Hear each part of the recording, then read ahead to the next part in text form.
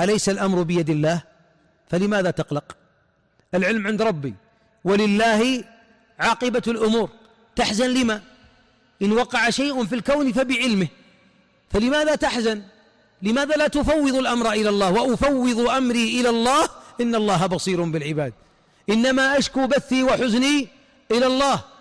حسبي الله الذين قال لهم الناس إن الناس قد جمعوا لكم فاخشوهم، رد عكسي فزادهم إيمانا، لأنهم يعرفون الله، وقالوا حسبنا الله ونعم الوكيل، الجائزة فانقلبوا بنعمة من الله وفضل لم يمسسهم سوء. تفاءل لأن العلم عند الله، واللي يقلب الكون ويقلب الحار بارد والبارد حار والحركة سكون والسكون حركة هو الله، والذي جعل نار إبراهيم بردا وسلاما هو الله، والذي أوقف الماء كالطود وهو ماء رقراق لموسى هو الله، والذي كان مع حبيبنا عليه الصلاة والسلام وصاحبه في الغار هو الله، واللي معك في دروب حياتك هو الله. فلا تقلق، اللي معه أب ما يحزن فكيف الذي معه رب. لذلك أحبابي من هدايات الآيات أن العليم هذا سبحانه تفاءل، فغدا دائما أجمل حتى ولو أخذ منك. أليس بعلمه؟ مات ابنك بعلمه وحكمته ولا لا؟ احترقت سيارتك، قطعت قدمك، جاك السكر والضغط والصمامات والشرايين والكوليسترول، ومات الولد وذهبت العين واحترقت التجارة بعلمه. قالوا لأعرابي، قال أعرابي يسأل من الذي سيحاسبنا يوم القيامة؟ شوف السؤال البريء. قالوا الله. قال الله؟ قالوا نعم. قال وهل عرفنا الخير إلا من الله؟ أجل اطمئنوا. ما أجمل التسليم هذا. يقول أنت أش هو الله، لا يمكن لو أنه مخلوق مثل بعضكم يقول عسى مو بالمدير الفلاني الله لا يسلط على إن كان فلان فعل لا لا لا يا أخي، فوض الأمر إلى الله. الله عظيم، لكن وتفاءل وكن معه. هذا السؤال، هل أنت معه في السراء ليعرفك في الشدة؟ احفظه يحفظك، احفظ الله يحفظك. أن في علم، إذا علم الإنسان أن الله عليم اطمأن قلبه. فالمظلوم نقول له الله يعلم ظلامتك، المهموم الله يعلم همك، يا مريض الله يعلم والله أنينك وآلامك، والله يعلم للخائف خوفه وللمريض مرضه وللمكروب كربته. الله عليم، اطمئن.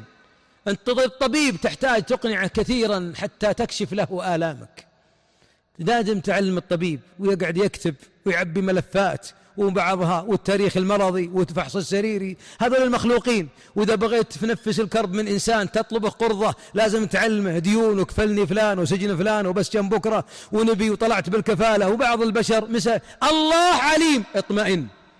ولذلك المظلوم إذا علم أن الله عالم بظلمه، لو أجمع الخلق كلهم على ظلمه وربي فوض الأمر إليه لنصره الله، وعزتي وجلالي لأنصرنك ولو بعد حين. إذا علمت أن الله ناصرك، أسألك بالله وش عليك من المخلوقين أنت؟ هن اقتنعوا يقتنعون، ما اقتنعوا يكفيني علمه وهو القوي. عليم ليس علما ليس معه قدرة، هو عليم حكيم قوي جبار مهيمن ملك قيوم جل وعلا. اطمئن، كن مع الله. السؤال بس كن مع الله. ولذلك ليست القضية أن يكون الله معك، الله مع المتقين مع المحسنين ويحبهم، لكن هل أنت معه؟ ترى هذا السؤال يا أخوان، هل أنت معه حتى يسكن نفسك، حتى ترتاح، حتى ما تقول لو، ما في الكون لو. أنت تقول لو أني فعلت كذا لكان كذا، أنت ما تستطيع أن تفعل كذا لأن الله ما شاء لك أن تفعله. فليس في كون الله جل وعلا حذقك وذكاؤك وفهمك وعلمك يمنع عنك قدرا أشاءه الله أراده الله بعد أن علمه وكتبه وخلقه وقدره.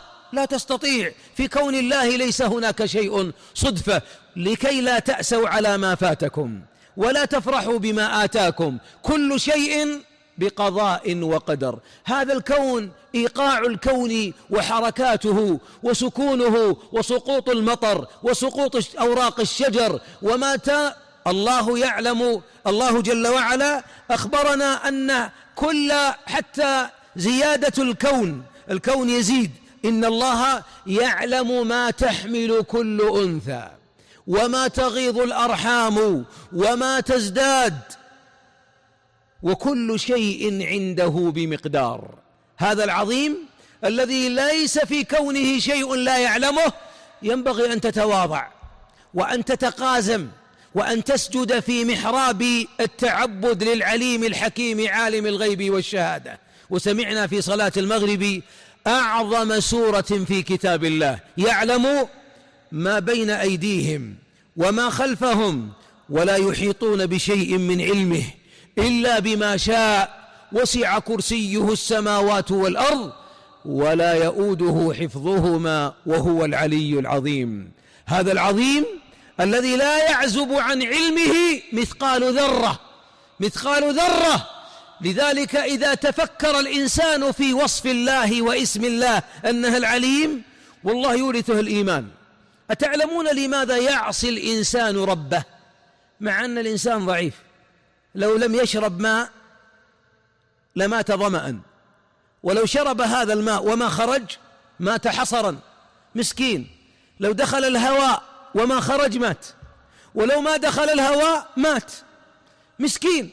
هذا المسكين أحيانا يتعاظم ويتفاخر ويعرض ويفتل عضلاته ويتكبر. ولذلك أحبابي سنذكرها أقبح صفة في الإنسان أن يتكبر على إنسان مثله، لأنه ليس مع الإنسان من الصفات ما ترفعه من البشرية. خرج من مخرج البول مرتين مسكين، لولا حول الله ومشيئة الله وكلاء الله ورعاية الله لهلك. ولذلك العبد حتى يبقى عبدا عبد. ومما زادني شرفا وتيها وكدت بأخمصي أطأ الثريا دخولي تحت قولك يا عبادي وأن صيرت أحمد لي نبيا. أن تبقى عبدا يجب أن تعرف المعبود. لكي تبقى عبدا سعيدا في الدنيا لابد تعرف المعبود جل وعلا. يجعل الإنسان يتأدب. إذا أتت الريح وطيرت وأثارت النقع وحركت الأتربة أتسبها؟ الذي حركها هو الله. زاد المطر غرقت أودية، أو خرج الماء فطغى الماء ثم أغرق الأشجار والدور. إياك أن تتحدث بكلمة ليس فيها أدب مع الله، فالكون هذا يسير بأمره وبعلمه. إذا كان قطرة الماء يعرفها، والله إن هذا الكون، لاحظ، قارات وفيافي وقفار. كم في الكون من شجرة وكم في الشجر من ورقة، مليارات. كم في الكون من هشيم سقط ورق، وكم من شجرة ترعرعت اهتزت الأرض بها وربت وأنبتت ثم أسقطت. هذا الكون كل ورق أشجاره يسبح ثم يسجد. والشجر الرحمن علم القرآن، خلق الإنسان علمه البيان. النجم والشجر يسجدان، كل شيء يسجد. والنجم ترى نوع من أنواع الشجر الذي لا ساق له كما قال بعض المفسرين. كل ما في الكون يا أخي إذا كانت تسير في الكون إياك أن تسير سائحا غير متفكر. ترى ما أقبح الإنسان يتمتع في الكون ولا يسبح من خلق الكون. ينظر البحر فيعجب به بأمواجه وصفائه وما يخرج منه، أما سبحت من فيه؟ والله إن الحوت في الماء تسبح.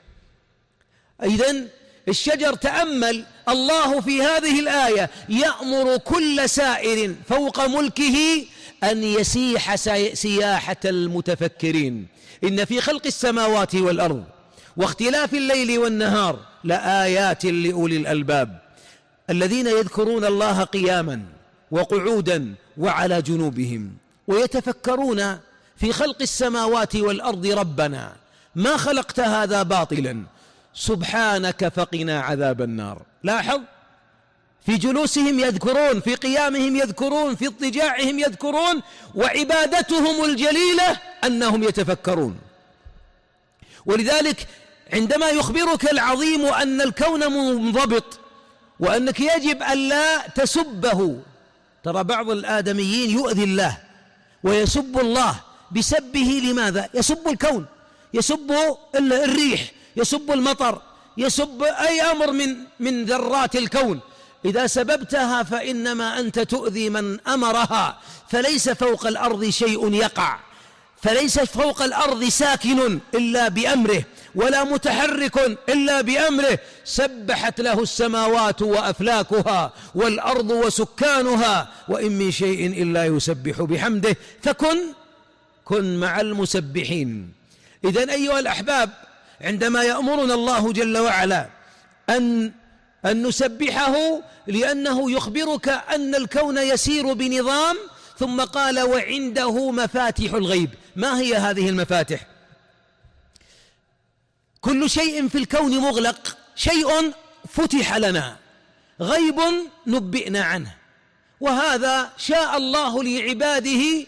بعض الغيب فتح الله جل وعلا له أبواب العلم للخلق، وبعض الغيب أخبره بعض عباده من أنبياء ومن رسل، وبعض الغيب استأثر الله بعلمه. لماذا أبقى الله بعض الغيب عنده وقال في كتابه قال وعنده هو جل وعلا وحده، حصر، عنده مفاتح الغيب لا يعلمها إلا هو، حتى يبقى اللي في راسه كبر ولا زال يظن أن عنده علم، أن هناك أشياء ستقف عندها حائرا، ليس لك إلا أن تقول سبحان الله العظيم، بس أكثر من ذلك ما عندك. ولذلك أبقى الله بعضا من أسرار الكون عنده وحده، حتى لا يطغى بعض الناس بعقله ويبدأ يفرد عضلاته العلمية ويقول في أشياء ممكن المعامل تخرجها والميكروسكوبات تجيبها. لا زال الكون يتسع. تعلمون أن الكون يزيد وأنه يتسع، موسعون، يعني أن الكون يتسع. ولا زال علماء الفلك يرقبون بالميكروسكوبات الهائلة الدقة اللي تقرب مليارات السنوات الضوئية. لا زال بعضهم كلما وضع عينه على آخر الأفق تجددت له مظاهر في الكون جديدة تشهد أن الله واحد، وأن العظيم لا شريك معه ولا شريك له ولا ند له ولا مثيل له، ليس كمثله شيء وهو السميع البصير، عظيم عليم. ولذلك أيها الأحباب أبقى الله هذا العلم لما؟ حتى يبقى الإنسان متواضعا. ولذلك الملائكة عندما قال الحق وعلم آدم الأسماء كلها ثم أمرهم بأن يخبروه بهذه الأسماء، قالوا تواضعا، اللي عرفها آدم، الملائكة ما عرفوها. سبحانك لا علم لنا إلا ما علمتنا. ينبغي للمتعلم وللعالم أن يبقى في هذه الدائرة من التسبيح، والتسبيح هو التنزيه، أن تنزه الله وأن هناك في الكون علم لا تعرفه. هل يستطيع أحد أن يعرف ماهية الروح؟ يقال أن عالما أمريكيا أخذ إنسانا فأغلق عليه غرفة من الزجاج ووضع عليه الكاميرات من كل طريق وبدأ عليه مؤشرات الحيوية، يريد أن يصور الروح وهي خارجه. مات الرجل لكن ما خرجت له روح. فكان يقول ما القوة الكهربائية التي تحرك الكون أو تحرك الإنسان؟ لن تستطيع. يوجد. ويسألونك عن الروح قل الروح من أمر ربي وما أوتيتم من العلم إلا قليلا. ولذلك الله أبقى من العلم عنده ما لا يعلمه أحد. ما هي ورد العلم الذي عند الله مفاتحه ذكره الحق جل وعلا في